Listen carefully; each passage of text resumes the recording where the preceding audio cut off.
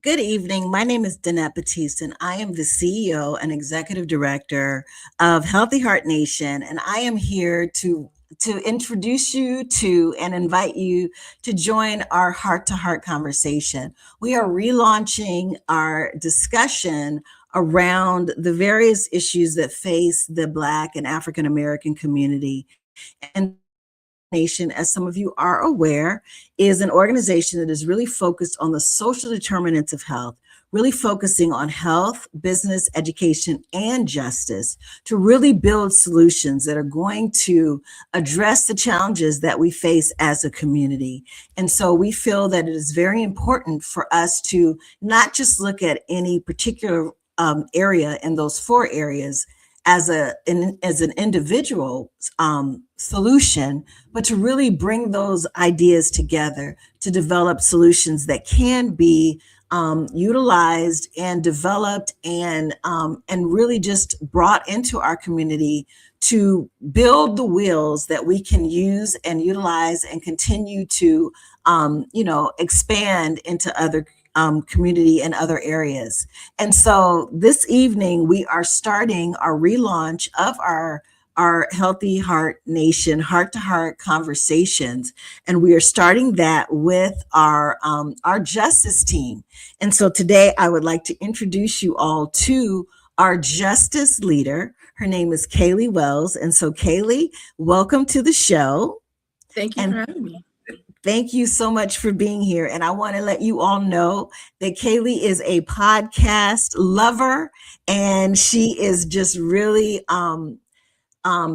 big on the ability that the podcast brings to our community to really be able to have conversations and to be able to share ideas and thoughts. And so she is one of the reasons why we have brought this series back. And so we're so grateful to have you lead out for us in this first one in 2026. So Kaylee, I'm going to allow you to go ahead and introduce this series as we are talking about Black History Month and how the past shapes the future. And you have some special guests that you would like to bring with us today. So tell us a little bit about who those people are. Indeed, I do.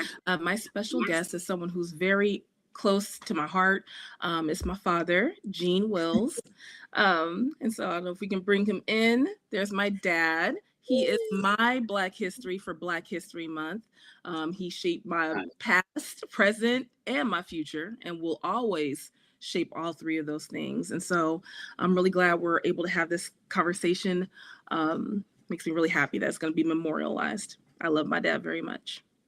Fantastic. And the fact that you all look so much alike shouldn't affect this at all. I'm his twin and my mama's twin. Fantastic.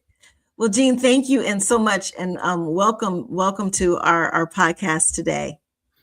All right. Thanks again. Thank you for having me. I hope we all enjoy this. We will. All right, Kaylee, it's all on you. Go ahead. All right, Dad. So I know all about you, but we want to get to know more about you. My dad has accomplished a lot. He's had a long storied history. He's from Aliquippa, Pennsylvania. And so, Dad, why don't you tell us a little bit just briefly about your background? What was it like in Aliquippa growing up? And then also, who did you look up to? Who were the Black activists that were important to you, in the spirit of Black History Month? Okay. Well, I grew up in the projects. So, and in a dysfunctional family. And the reason I have to make that clear is that you grab your own heroes when you don't have no guide, and you say, "Oh, that you shouldn't follow him, or you should follow this person." So you listen, you pay attention, and you pick up on who you want to follow. And if it's the wrong person or wrong thing, it's going to cost you. My first hero was Muhammad Ali, Cassius Clay. The reason I like Cassius Clay was Muhammad Ali was the fact that he would speak up for himself. He would speak up for Black people, and it's more than just boxing in the ring. Boxing in the ring was the fun part, but the real part is him telling this white country, that he's the greatest, and it made me, why can't I be the greatest? Why can't I overcome whatever's in front of me? And that's kind of like how I looked at life. It's going to be challenging because I didn't have someone helping me at home with homework or telling me to stay in school or do the right thing. So Muhammad Ali, of course, Malcolm X, because at that time we were growing up angry. Black Panthers, even though I was too young to be in it. A lot of people say I wasn't, but I was proud to know of them, and I wanted to find out more about them as I grew up. We were supposed to be passive as Black people, and that's what people expect out of us, being passive. And when I was in school, that's what I just from an early age, I was passive. You challenge me, I'm gonna challenge you back. You say something wrong with me, I'm gonna tell you better stop. And if you don't stop, if you can't do it verbally, then you find other ways to get things done. Okay, and so so that is maybe a good segue for you. And what led you to go into the military? Was that attitude any part of that, or what led you to that decision? The military is like whatever I need to do to survive, whatever I need to do to find success. And I came up 77, 78, 79. That was when I was in my late teens, early 20s, and I couldn't find a job. I went to welding school. Aliquippa, I'm sorry. So for people who don't know, Aliquippa is outside of Pittsburgh. So a lot of steel mills. And so during that time, they were shutting down, correct? Yes, they shut down Jones and Laughlin. That was the steel mill that was in Aliquippa. The town was at its peak, probably 60,000. And then at its worst, when the crack era hit and everybody left, we went all the way down to 15,000. So we had a lot of pride in Aliquippa. We fight for ourselves. But at the same time, we stuck together as a community. Okay. And so did you feel that or find that in the military when you joined? Yes, basically same with Black people. You join, you end up being with all the Black people.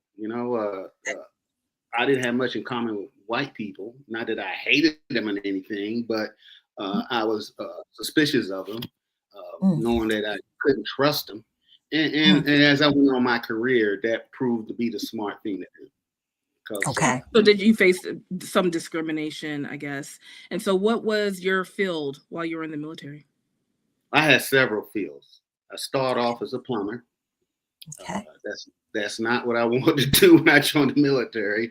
It was funny when I go home and people ask me, "What do you do?" I'm a plumber. Well, you could have done that here. And people tell me how they were in the back of a jet or another type of plane in World War II and how they shot these machine guns. And what do you do? Oh, I fix toilets. So, it was something that I learned to appreciate later in life. Absolutely, a life skill that gets paid a lot of money even today, right? So for sure. Yeah, a lot more than I ever imagined, but I'm not doing it. But yeah, unfortunately, I had a knee problem, and I had multiple surgeries very early in my career, and they had to switch me out of plumbing, and I went to supply, and I did that for a little while. Then I retrained again and went into the missiles. We're talking about ballistic missiles, the big ones that we sent overseas. I didn't work on the missiles. I worked on a building that the missile where it was stored. I repaired a computer that operate the site, air conditioning, diesel generator, just a lot of technical stuff. Okay. So you And then learned a after, lot of skills as a result of being in the military.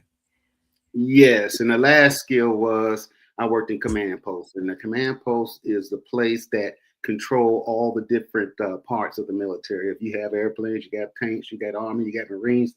Command post let everyone know where everybody's at. We keep track of everybody, and we run the emergencies if we're being attacked or whatever we have to do. Let's go save somebody. That was my job in the basement. I get the first phone call, and I, from that point, make the other calls and get the people who are supposed to help or fix a situation out where they need to be. Okay. Yeah, it sounds stressful. And so, how long, for the audience, how long did you serve in the military? 20 years. Okay. And then after the military, what then did you do? After the military, I just had to find another job. And the first place military people know to go to is the post office. So I Okay. took the post office test, gained employment with the post office, delivering mail. Eventually, delivering mail wasn't enough. I was frustrated just delivering mail. So, and it's a job you make enough to take care of a family. You know, people making $35 an hour delivering mail. But Right. for me, it's always about what I'm doing. And I end up learning more about the union and unions in America.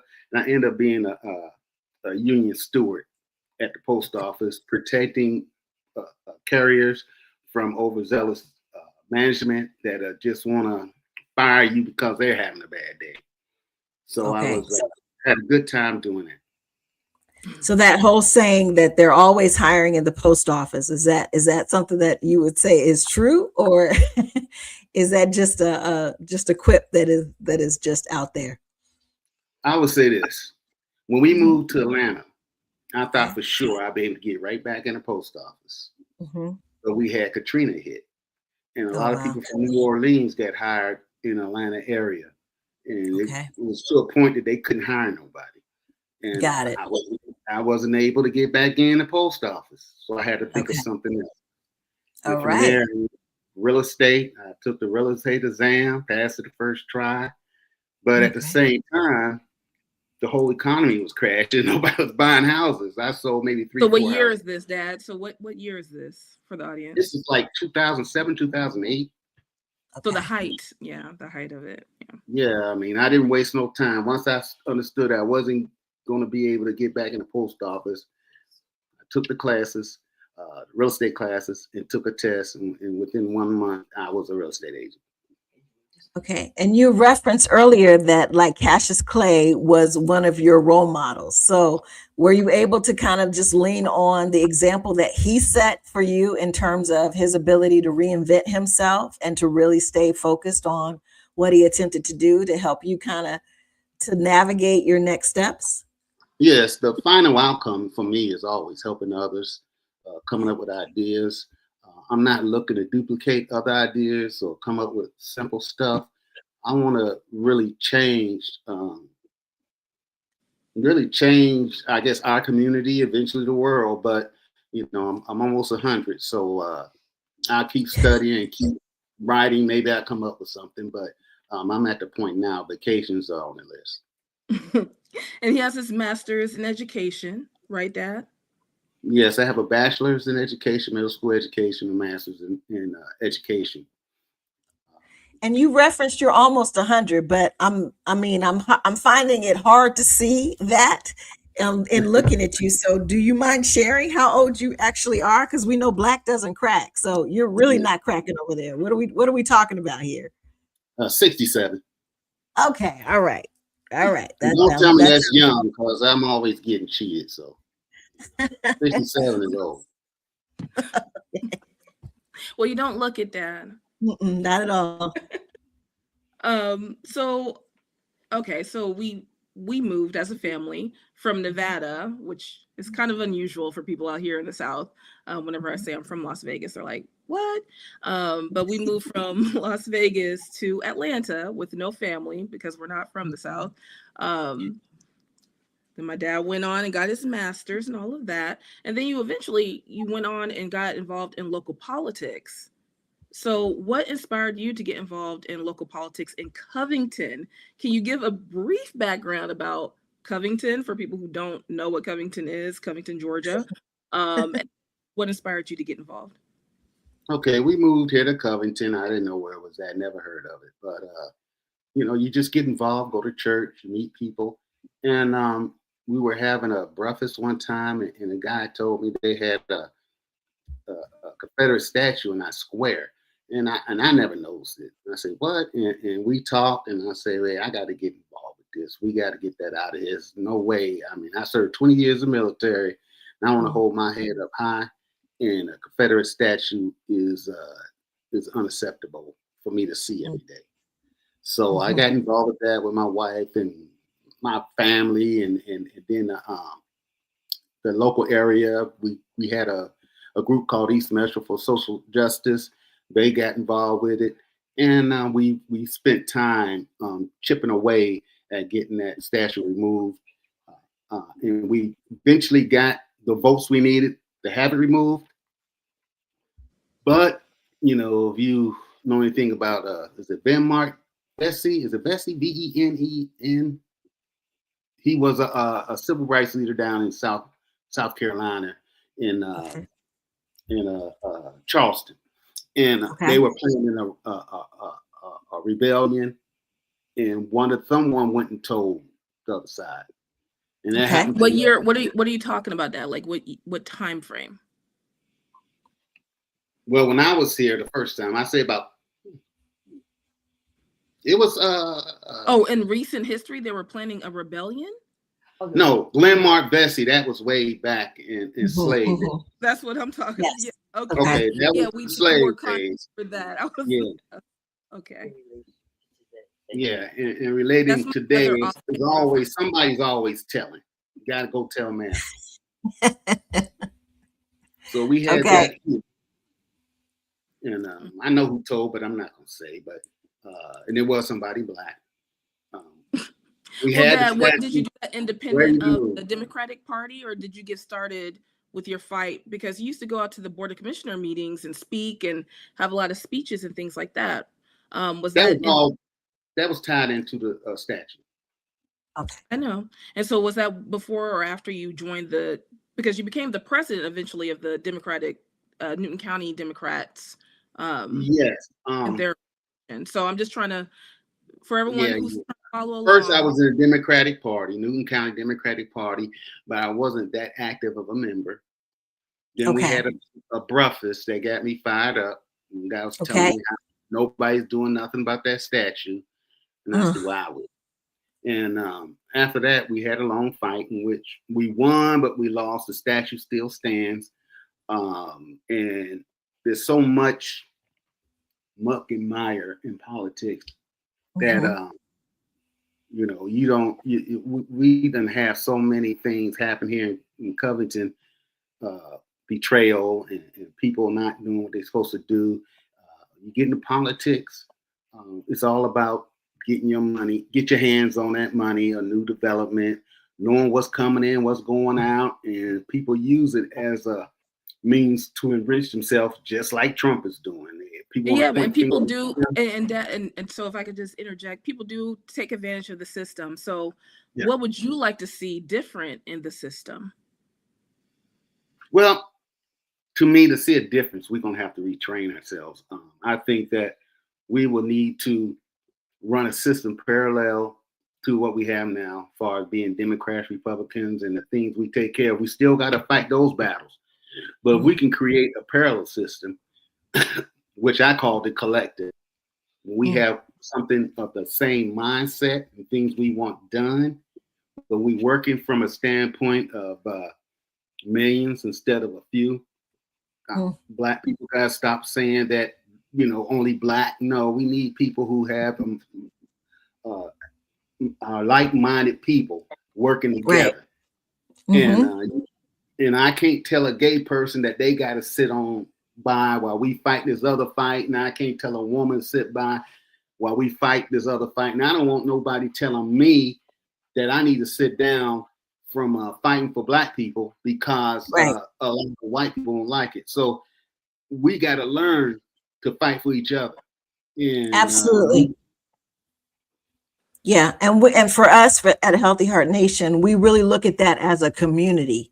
And like you said, the community is a collective, and it is about really people fighting for people. Because at the end of the day, everyone wants to be able to be happy, to love who they love, and to be able to have the type of community that is going to sustain their lifestyle and their families. So we really look at that from a community standpoint. And when you look at a community, everyone can join together for that fight, for sure.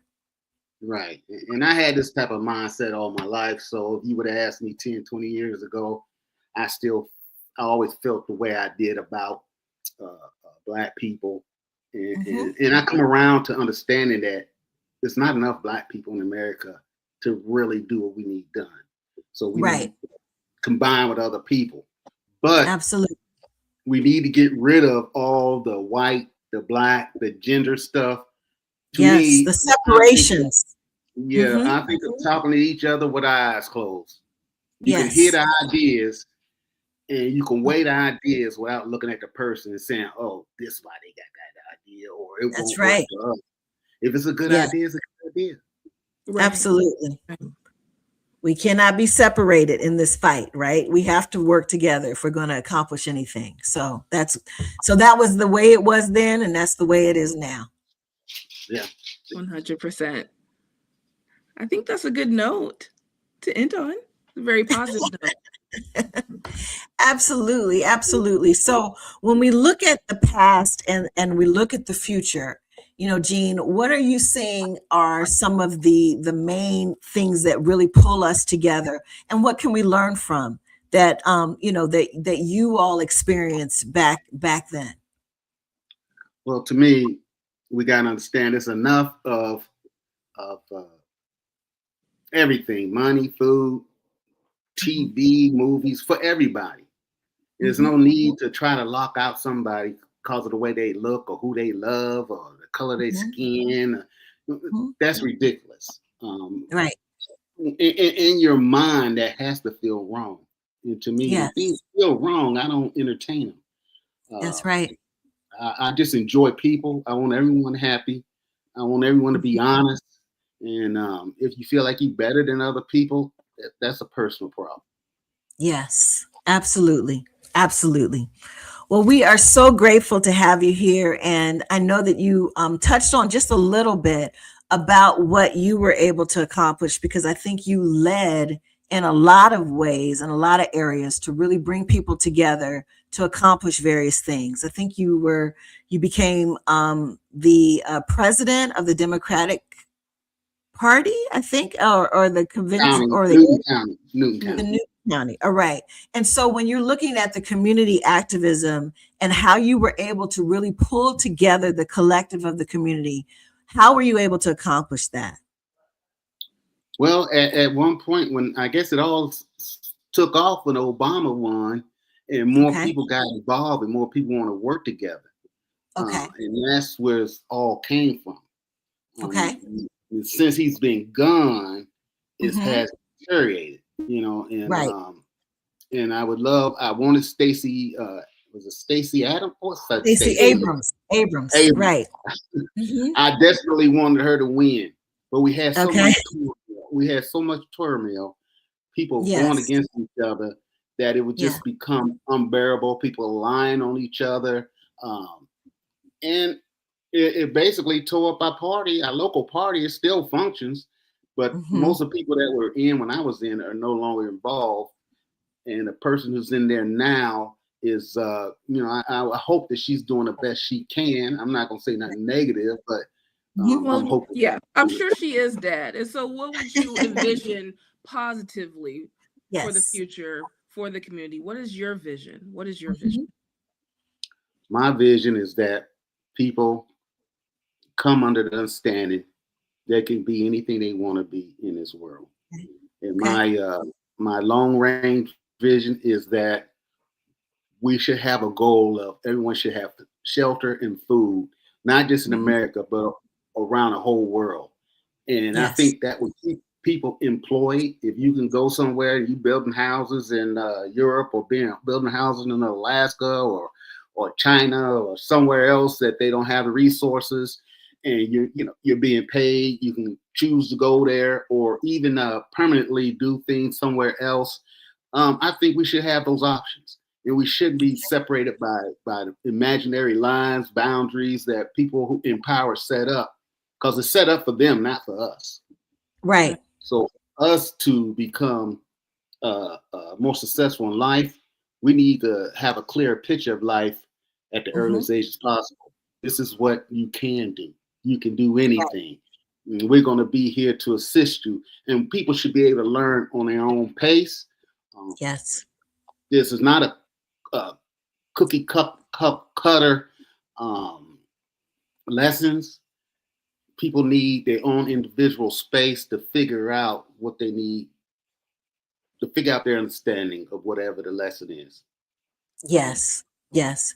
And so, as it relates to the lesson that you and your wife, who have just been extremely wonderful leaders in the community, what was the main lesson that you wanted your daughter, Kaylee, to gain from your experiences? Yeah, that nothing's impossible. Okay. Kaylee is more capable than she believes of herself, and we want her to understand that she can do anything. Even up, her teacher told her, what, second grade, that she can be president. So that still stands there, Kaylee. So you need to start moving. Well, based on our recent candidates, I have plenty of time to run. So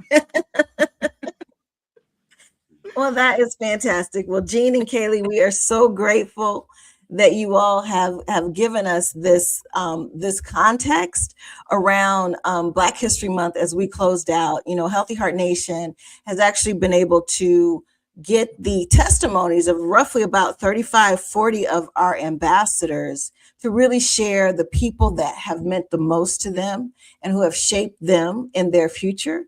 And I am, gathering that from this discussion, Mr. Jean, that you have truly shaped Kaylee's future as she is leading our whole justice team at Healthy Heart Nation. So we are so grateful for that leadership and for that direction that you have given to her. She is passing it on to the rest of our organization, and we're very grateful for that. So thank you very much, Kaylee, for leading out in this discussion tonight.